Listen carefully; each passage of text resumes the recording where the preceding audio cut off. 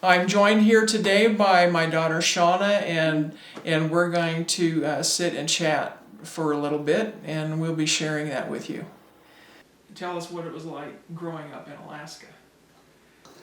Well, in a nutshell, growing up in Alaska definitely was a culture shock when I moved to Colorado at age 18, because it feels like I came from another country. And my friends joke that I'm Russian. They say, "Oh, she's basically Russian. I can see Russia from my backyard."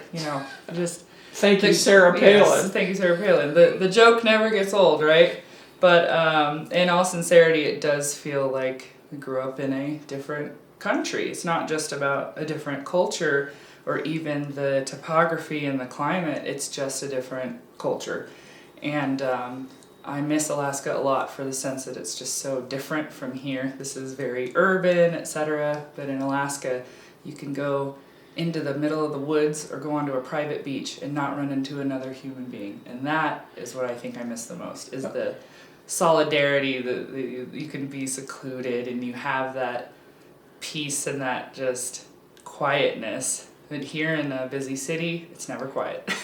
Unless you go off to the mountains, as a lot of Coloradans do, and take your little trips. But it was just beautiful growing up in Juneau, because we lived in an island community, which again is another subculture in its own.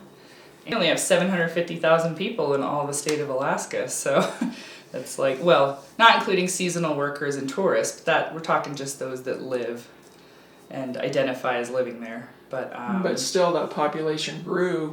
Between the time you were born and the time you left. That's true. Yes, and I do miss at least the beaches, the thick forests. All the animals. You couldn't go a day without seeing an animal, whether it was a bald eagle or even a moose. So speaking of animals, what are the challenges that millennials have to deal with on the dating scene these days?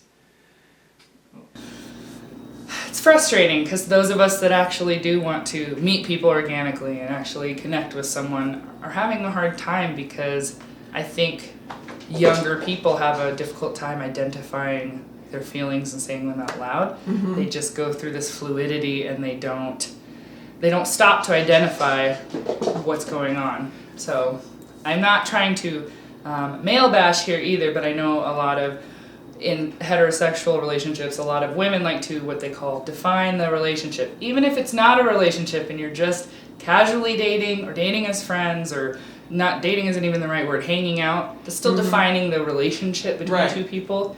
And men tend to not do that. Right. And that's where a lot of frustration lies these days, is, oh, we've been seeing each other for 6 months, but you're not my boyfriend, so where are we going with this? And that happens time and time again. I'm seeing with my friends, and unfortunately I've dealt with it too, but it's changed. And luckily, a lot of us, women especially, are so career focused, which is nice too. There's that fluidity of just stop focusing on getting married, white picket fence life, and go ahead and focus on your education and your career instead. And that shift has really happened in the last 10 years, 15 years, and it's nice to see that at least. Yes. Mm-hmm. So what was the motivating factor to help you decide to go back to school for nursing after being out of school for, 10 years?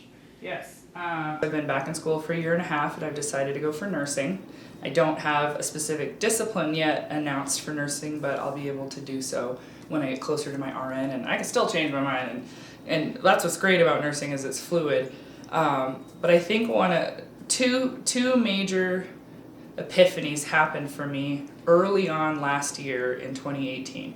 One of them was I went through a divorce class January, February, March in 2018, and that's almost 3 years after my divorce. And after the class was done, I really sat down and went, what do I want to do? I don't want to bartend the rest of my life. I don't want to be a server. And I do enjoy working with people, and you're working with people in a manner that's very emotional too. So that emotional work, I think, is what hit me with that. You belong to a Wiccan group on Facebook? Yeah. Do you identify as Wiccan? I just, in my personal experience, have left the Christian church when I was 13. after I was baptized as a baby and then confirmed at 13, confirmation classes, Right. I decided I could, even at 13 years old, I knew I could think for myself. And I kept asking questions, and I felt like I was getting in trouble for asking questions. I'm like, so I'm not allowed to ask questions in confirmation class? I'm confused. Like, why am I not allowed to question things? And they're like, well, this is just the way it is. And I'm like, okay, yeah, no, this is not for me. You know, so not hope that- religious anymore. I but- hope that wasn't the case in your home. No, absolutely not. You know that. No. But I do not identify as Wiccan, but I do believe in a lot of pagan and very spiritual and metaphysical things. And, you know, I do love looking things up with chakras and crystals and energy. I think that all of that there's some form of even science behind it in my mind. There's some form of energy and science and light behind it that is cool, because I'm one of those people that loves science and intuition, or science and feeling and spirituality. I just think that the two can coincide.